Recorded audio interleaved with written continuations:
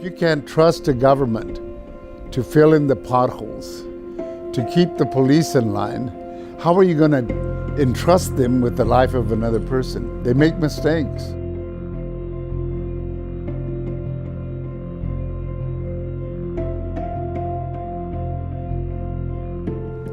But I also could have ended up in jail and death row because I was a drug dealer for a number of years. I used to carry 2 loaded guns with me. I had 20 young men that I gave them their first guns. They were sort of like my mini army, my militia. So if anybody wanted to say anything bad about me, I called my boys up and we went to talk to them.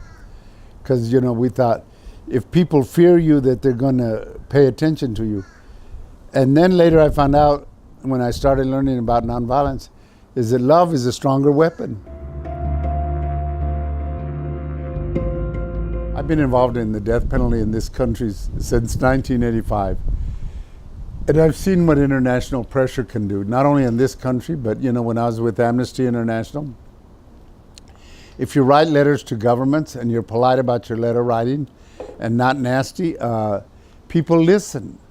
But you got to have a lot of public pressure. And I know for a fact of people that the Europeans and other countries help get off death row. And they also embarrass the United States when they go abroad and they start pointing a finger, like they would go to Spain and the Spanish would say, well, why are you coming to lecture us?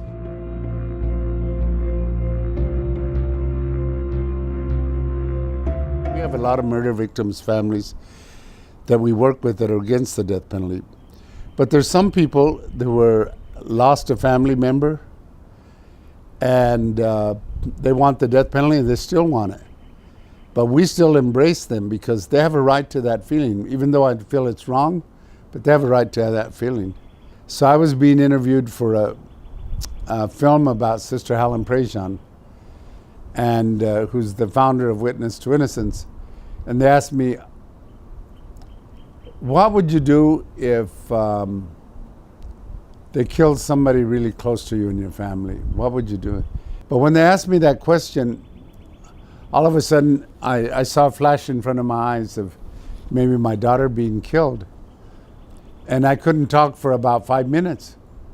And I was almost started to cry because I said, it would really hurt if somebody you really, really loved and were close to, and all of a sudden they kill them. And I told him, I said, I can't tell you that I'm going to be in control of my anger. I don't know what I'm going to do. I said, I can't. It would be a lie for me to tell you. I said, that's why I have a society. Society has to protect me from myself at my weakest moment.